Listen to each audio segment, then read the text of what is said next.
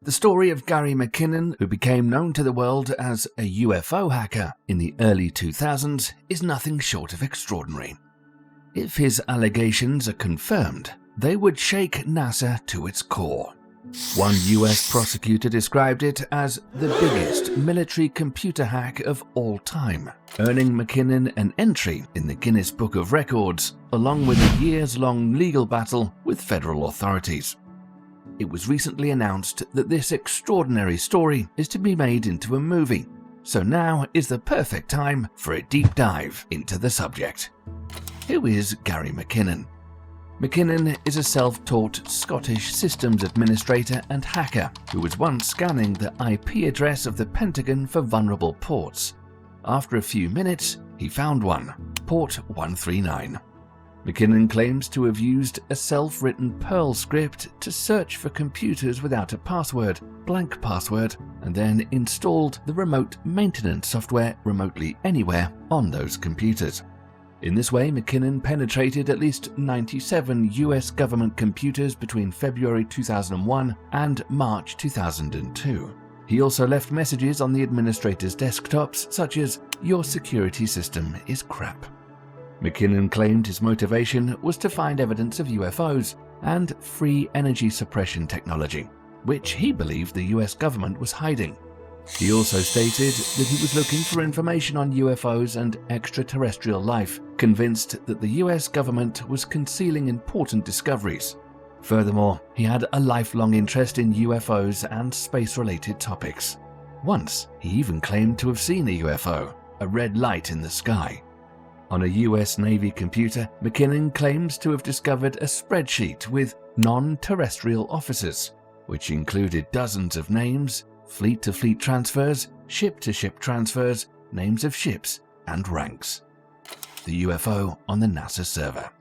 But even more spectacular was his discovery on a NASA server. McKinnon claimed to have found two folders, one with processed photos, the other with unprocessed photos.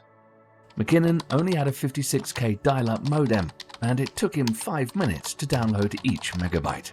In addition, the pictures in the unprocessed folder were large files of 250 megabytes and in a strange picture format. Therefore, he had no choice but to reduce the resolution to 640 by 480 pixels and select either 4-bit or 2-bit color. But he opened a file, and a picture slowly built up of a long cigar-shaped UFO with domes above and below in Earth orbit. No rivets were visible, and it had a smooth surface. In McKinnon's opinion, it was of non-human technology.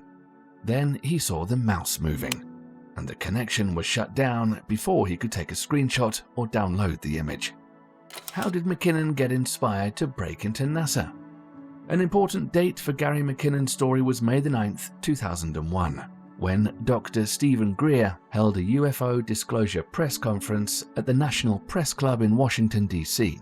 It featured 20 retired Air Force, Federal Aviation Administration, and intelligence officers. One of the presenters was Donna Hare, a former contract worker for NASA from Philco Ford Aerospace, who worked there from 1967 to 1981.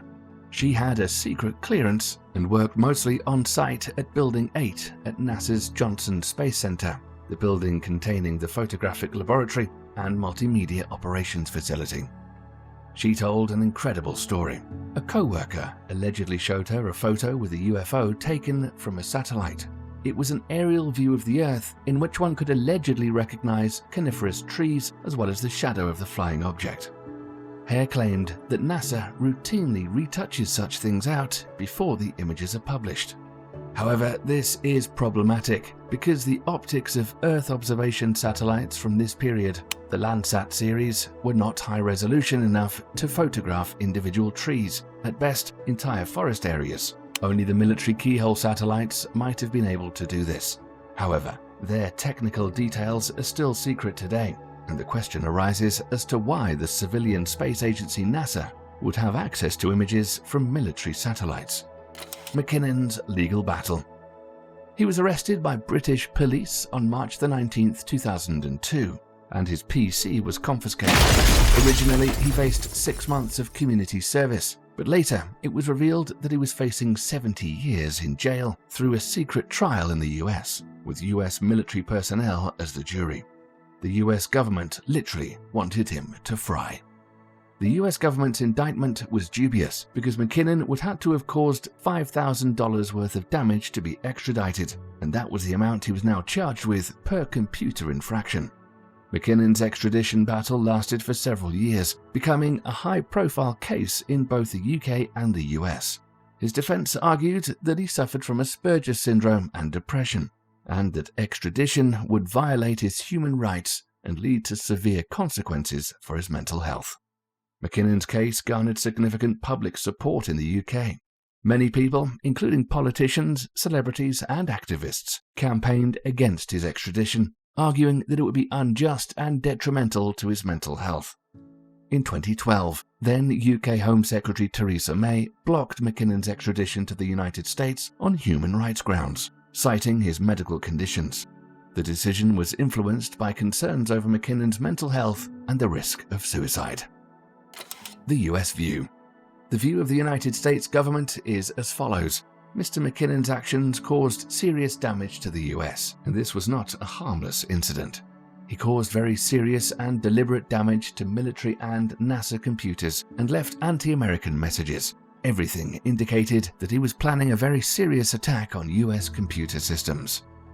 Is NASA involved in the cover-up of the UFO phenomenon?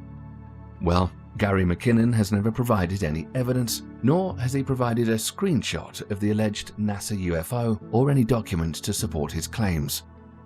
The NASA server that was hacked by McKinnon could have been a so-called honeypot. In cybersecurity, a honeypot is a separate server used to distract hackers from the actual server network. But the US authorities, specifically the Office of Naval Intelligence, are still in possession of his hard drives. Therefore, it's up for debate. Thank you for your attention. What's your opinion about Gary McKinnon? Write it in the comments.